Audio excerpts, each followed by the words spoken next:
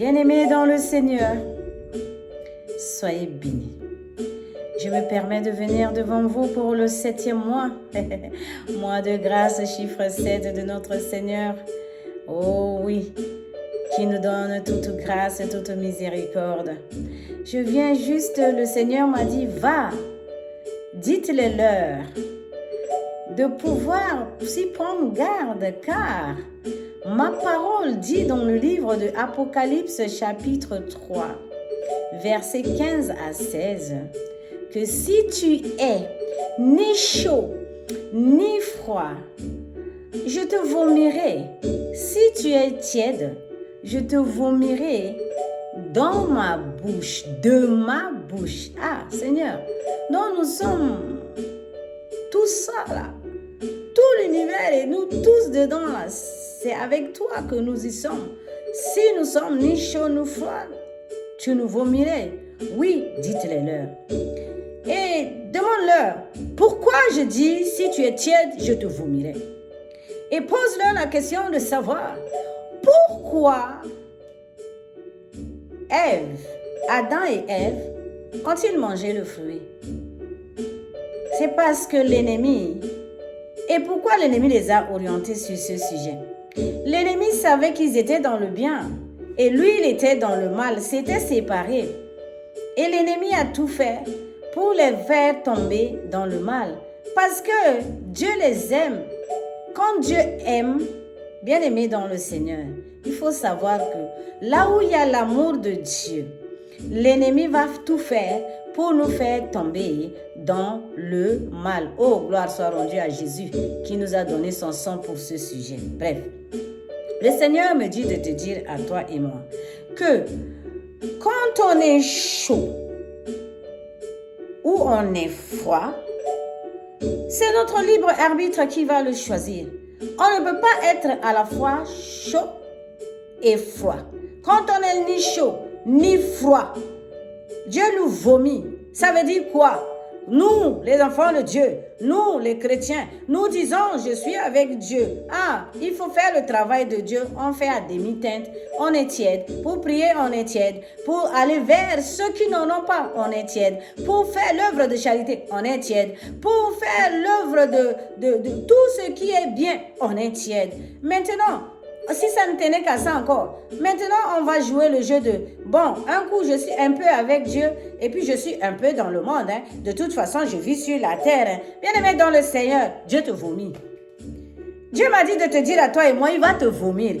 Parce qu'avec Dieu, Dieu a dit de le dire.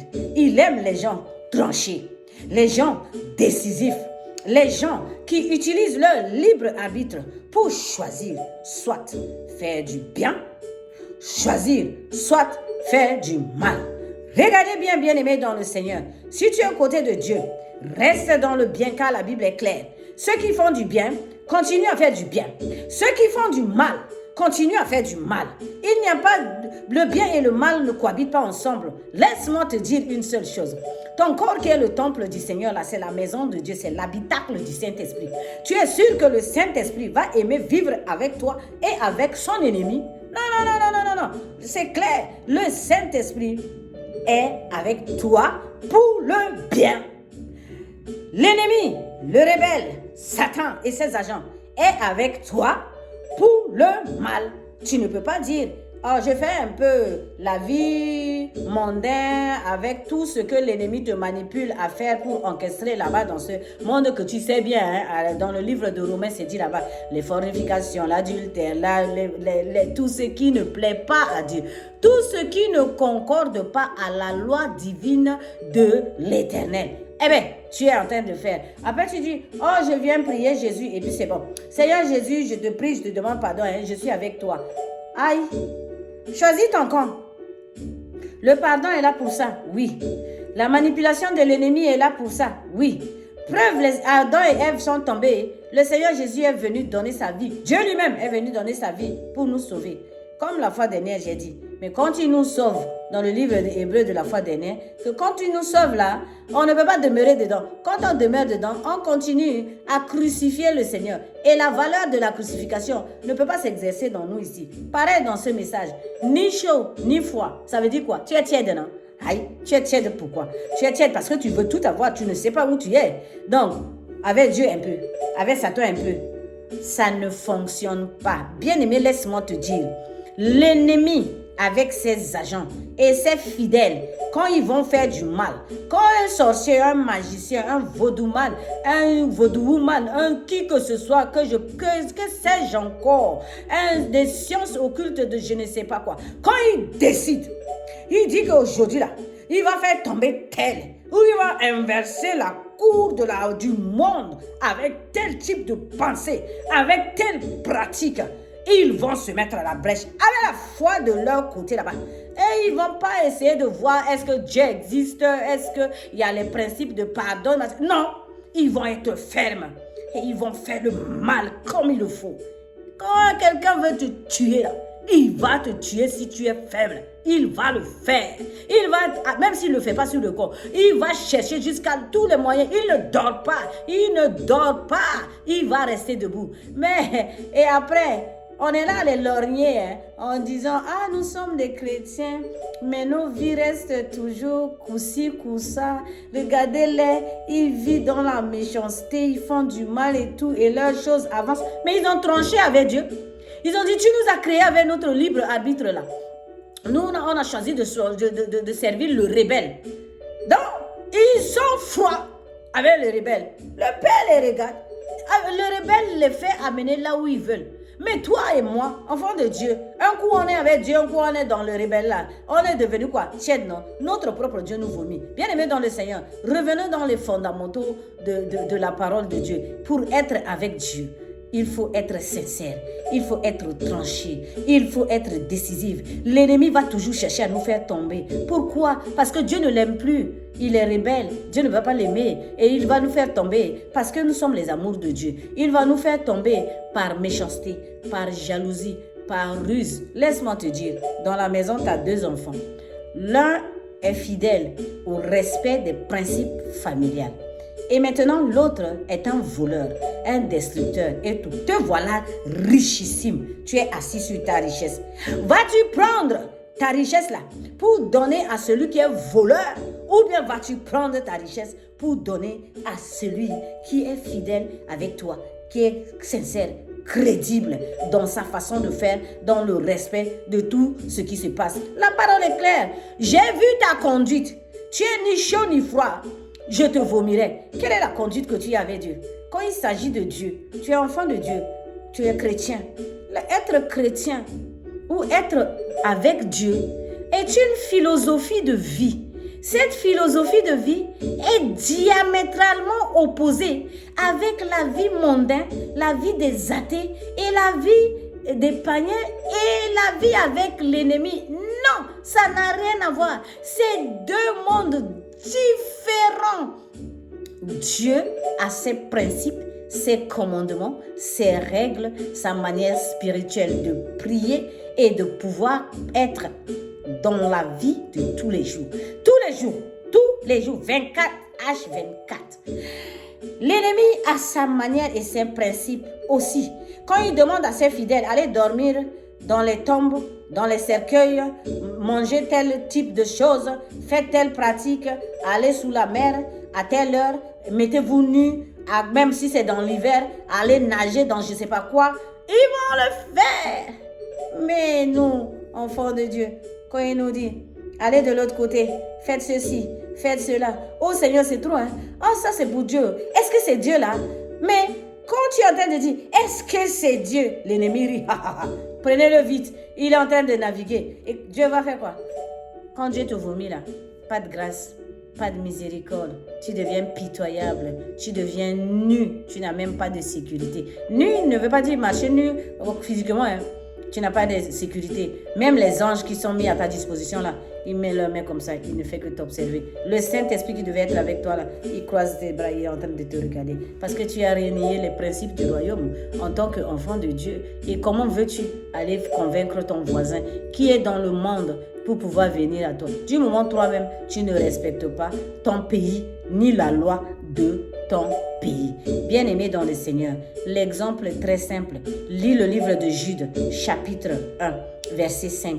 Les Israélites là, ils ont marché, ils ont traversé la mer à pied. Mais quand ils ont décidé de pouvoir utiliser les veaux d'or, Dieu les a tous engloutis. Et tous leurs descendants là, les incrédulités là, ceux qui ne sont ni chaud ni froid là, un coup avec Dieu. Et pourtant il y a Dieu avec eux. Un coup avec Dieu, un coup de monde, un coup. Et Dieu les a fait tous périr. Sinon, Caleb et Josué, regarde bien leur exemple. Quand Moïse se lève le bois comme ça, là, pour que la mer reste ouverte, les gens passent là. Il y a Josué et Caleb, ils étaient là. Ils soutenaient la main de Moïse. Quand on faisait les veaux d'or, Josué disait aux gens, ne faites pas ça, Moïse revient. Il dit non, Moïse ne revient pas. Oh, Moïse est déjà mort. Josué dit non. Mais Dieu le regardait, Dieu l'observait. Il a gagné le Canaan. Bien-aimé dans le Seigneur, la vie avec Dieu est un principe. Ne sois pas tiède, donne-toi avec décision. Sois décisif, sois ferme, sois réactif. Avec Dieu, il n'y a pas de demi-mesure.